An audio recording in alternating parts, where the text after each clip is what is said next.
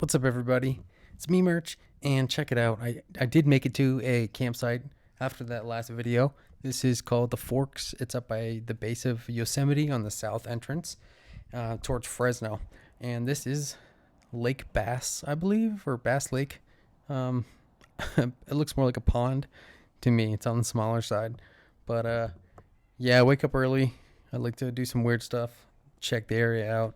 This place is pretty cool, guys. Really nice. Definitely check out this campsite. It doesn't have, all the amenities. Some campsites are better than others, but this one's not too bad. But we're going to skip some stones real quick, okay? All right, guys. Got some good skipping rocks here. Got a flat one. That one's going to do. I got a sort of flat one here. Show you. And then we got a big one. We'll skip a big one too. Look at that. Let's go. Let's do it. That's a good start.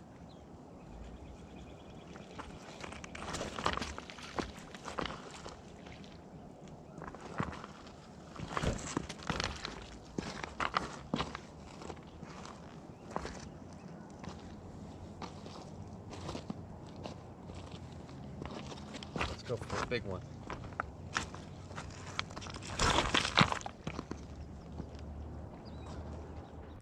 For some reason, that never gets old. I absolutely love doing that. I will still stop, pick up some flat stones, and give them a chuck from time to time. But guys, check it out. This is Yosemite. Little side note, I put out a post earlier today. I am going to be headed back to Maine. I'm going to be talking about that in the next video, actually. The next video, I'm going to tell you guys about kind of like what's going on. I'm having some issues, both with the job that I was expecting to have out here, just kind of like the game plan. It didn't really go, the way that I wanted, but that's okay. This is just take one. You can always go on another adventure. Maybe I'll get a different bike, but I'm going to be headed back, and I'll go a little more into detail next time. But this time, let's just talk about Yosemite, because it is pretty interesting, actually, the things that happened in this particular episode. I talked to a lot of the locals about the storm. There was a mono winds event. That's what it was called, January 19th. And it took out a ton of the trees, you guys. Look around. I see all these trees on the ground. They have tree companies that are cleaning them up. They've been cleaning them up for months. And they had a huge windstorm followed by a huge snowstorm. And whenever you have winds and snow at the same time, it puts a lot of weight on the trees, snaps them off. It was pretty devastating. And then you kind of couple that with the fires and COVID, and you just got a bad time. They had some serious damage to all the houses and to most of the trees. There's this little house up here you see coming up on the left hand side. A tree went straight through the roof and the walls. You can see right through it, and that is a common theme up here this year. So trees just like that one that we just passed that snapped completely off. These are healthy 100-foot, 150-foot trees. Just goes sailing. The winds were like 110 to 115 miles an hour for 8 hours. Now, I don't know about you guys, but I definitely don't want to be up there in that particular situation. That's scary. But rolling up, this is the entrance, one of the entrances. The prices are pretty steep, so definitely, if you don't have a pass, get one.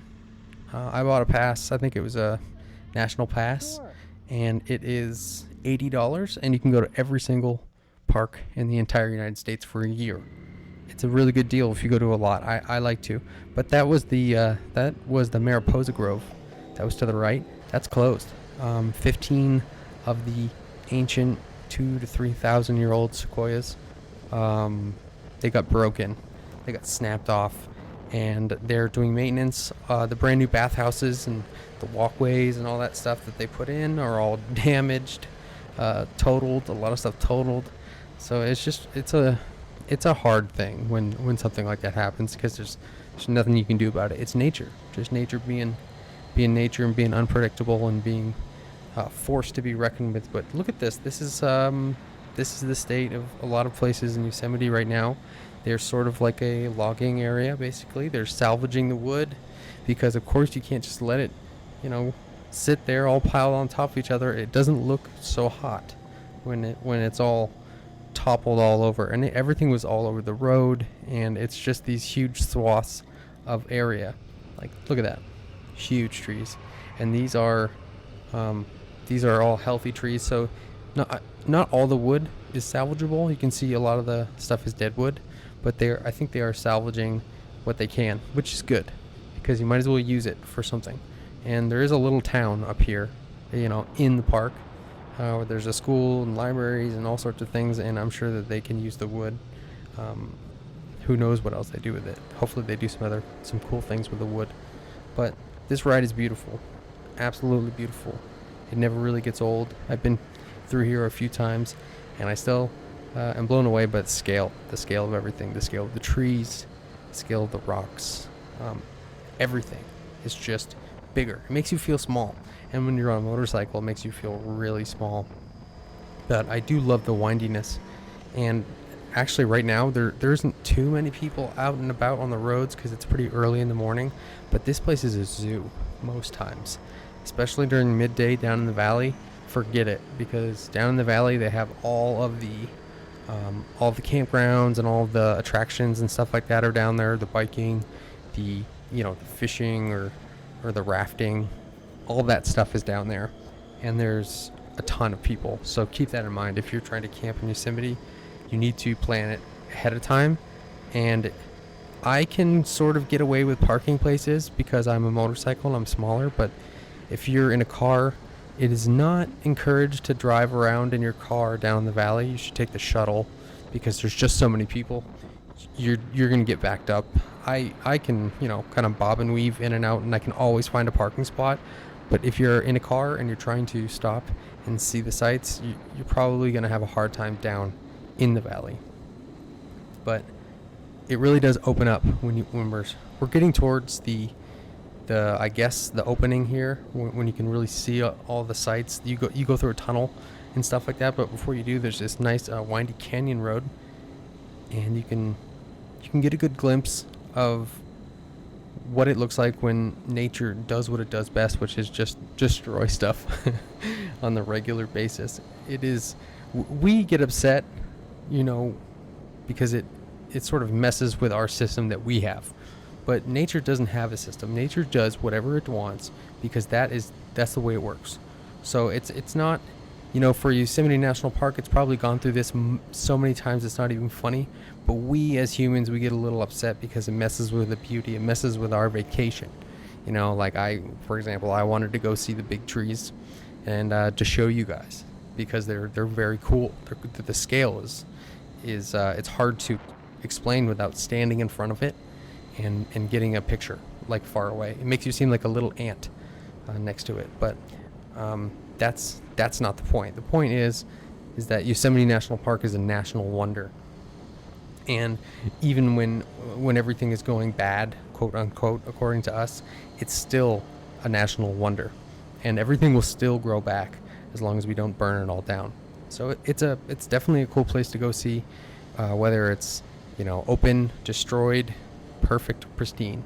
It is a nice place, and it has that charcoal smell that I'm kind of liking that smell, because when they do these controlled burns, it mixes with the natural smell of the woods, and it has this unique sort of like western cedary smell with a little bit of campfire, but it's different. It's not your natural campfire smell, just because it's mixed in with the wilderness, and it's kind of nice actually. If they made one of those little like a candle or something called burnt sequoia or something like that, I'd probably buy it. It smells good. But yeah, so what I did, guys, is I pulled down this little road. I've never been down here. I like to pull down some random roads when I can to see some new things, and this was when I started noticing the damage in the town. And I started thinking, oh man, this was something that happened while people were here, because I didn't really realize that there was a small town up here until I came up this road. And there's a school, there's a library, there is everything that you would have, a general store, cabins, people live here, some dogs, pets, and this happened in wintertime, so that's pretty scary. 30 to 40%, all the houses got damaged. But here, I talked to these people. Hey guys. Good morning. I have a question. What happened? Is there a huge windstorm? Oh my God. Yeah, January 19. Look up Google Mono Wind Event Yosemite. That's so scary because there was one house on the way in here where it went right through it. The small cabin with the white over it, there was a giant, probably 150-foot tree go right across that road. Right there. Go to the Mariposa to see the big trees. I assume those are closed.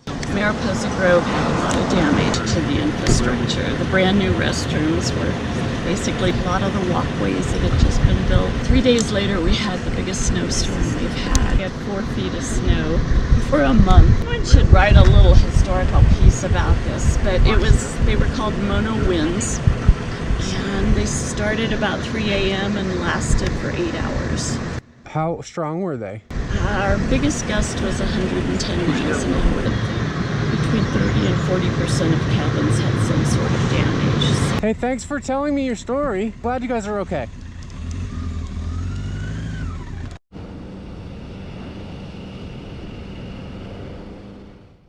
Yosemite is really one of the best, if not, well, it's hard to say what's the best because I didn't get to go to all the national parks, even though I said that I was going to try and go to all of them.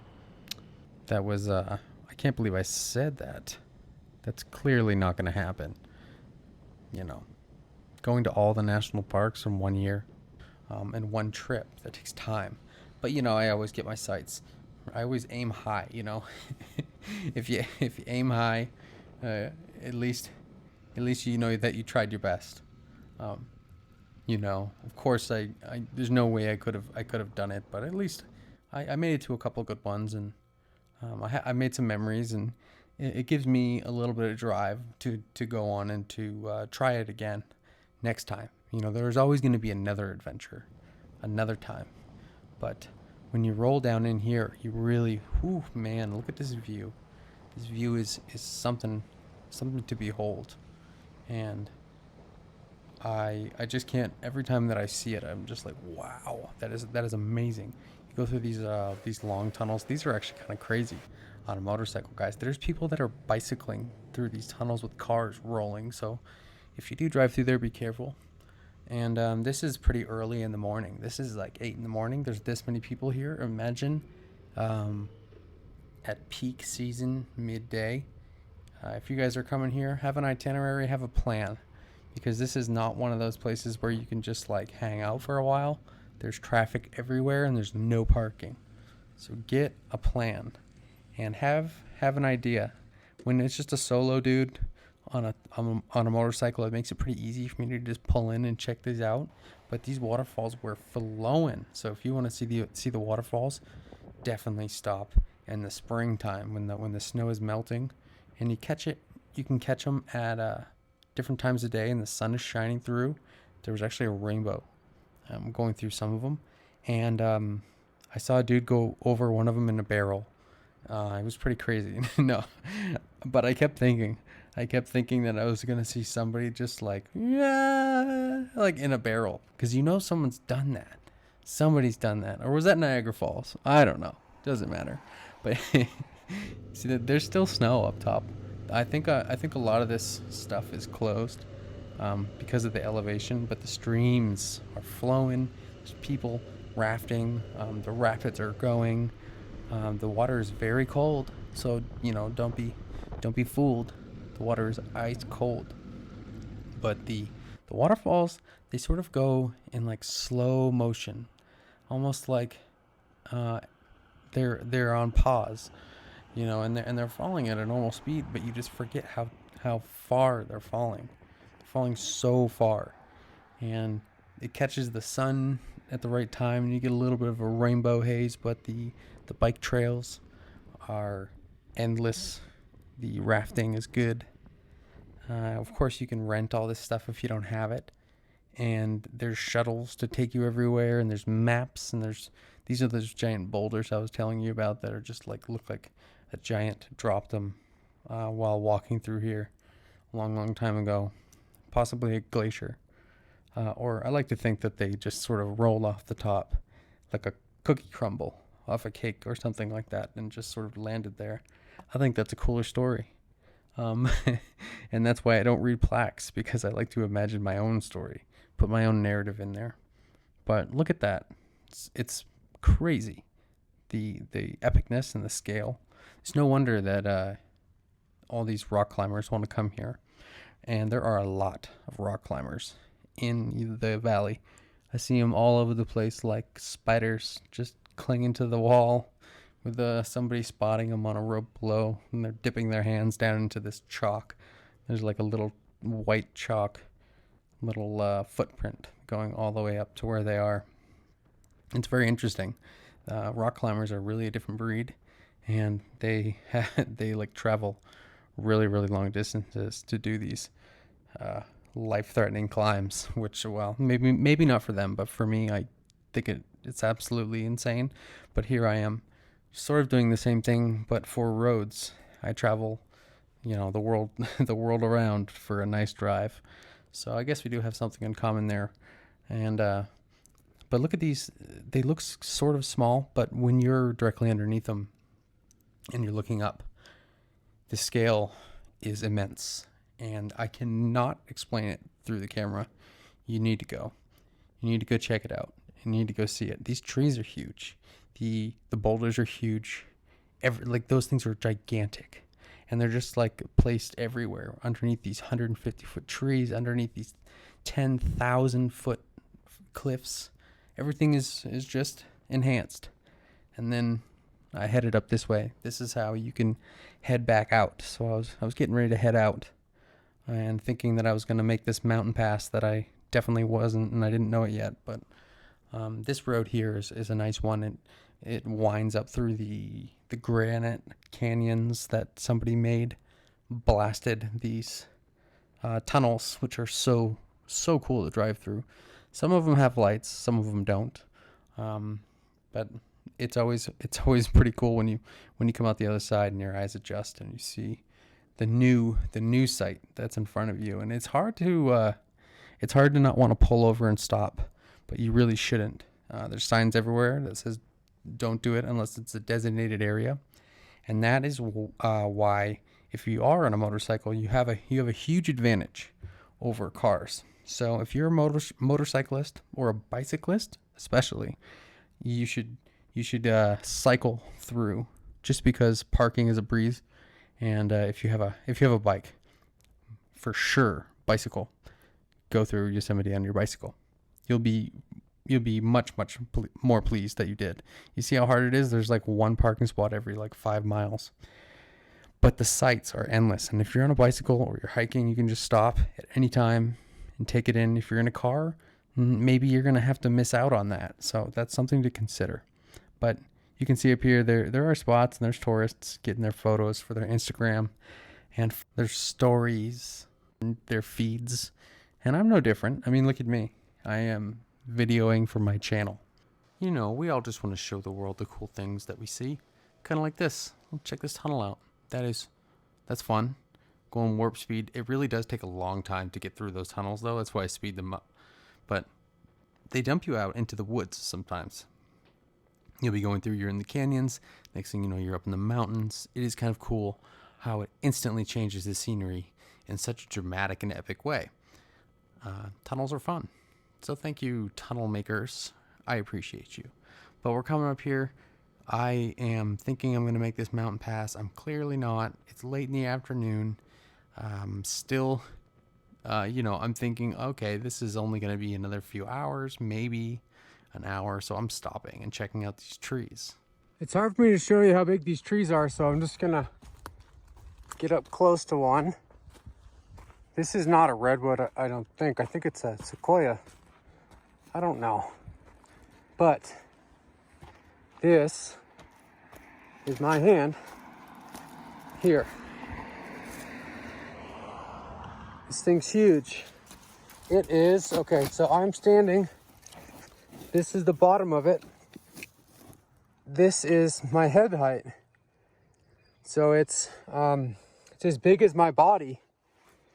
And this is not the whole tree, but we'll climb up on it. Okay? Let's go for a walk down it. It's huge. I mean, 100 feet, probably 150 feet. And it's gigantic. These trees are huge. And they're all just toppled on top of each other. It's crazy. You see, they were on fire, so they drop them. And you can see how big that is compared to my bike. It's a big tree. This is the trunk. I don't know how old it is. I don't have time to count those rings. Got to get back on the road. But these aren't even the big trees. The big trees are all closed. So my facts are not exactly straight on these trees. I'm pretty sure that tree is actually some kind of a pine. Just judging by the bark, you know, the bark looks like a pine to me. But I'm not positive. I'm not that good at the trees on the West Coast, guys. So forgive me. But as I'm going up this pass, I'm realizing that there's so much snow here, and I still have another 4,000 feet of elevation to go. The snow is accumulating, and I've come to find out that the road that I'm trying to go on is closed due to snow. It is completely snowed over and has been for the winter time, and it won't be open for a while. This is only at like 8,000 feet, and I still have another, I think, 4,000 feet to go. That's what the guy said at the gas station. So, I just kind of was trying to weigh my options and what I had to do, and I started trying to look for a good route, and the only way that I could go was north. And north was not the way to go, but it was the way that I went, because I told myself if I could just go to South Lake Tahoe, that would be a good view, it would be a good ride, and it would be a good way around this problem that I have where this mountain pass is closed. But little did I know that South Lake Tahoe was just about to get dumped on with snow, and it was coming directly at me, and I was going directly at it.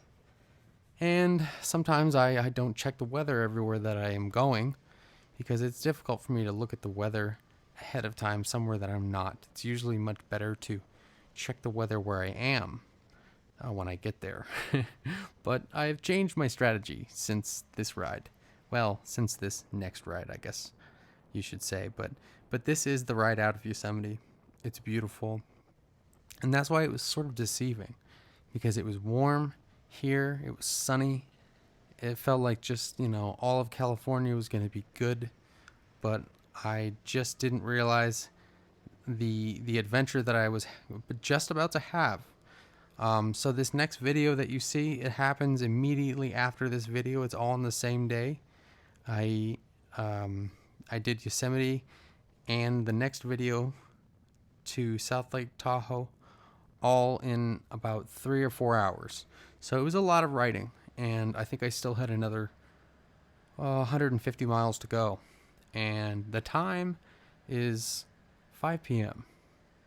and well past the witching hour. And I thought that I have everything all figured out, but boy, I was wrong. And I had a very, very fast and cold ride ahead of me. But you guys will see that soon enough. And I'll talk to you guys very, very soon about my plans and things to come. So take care.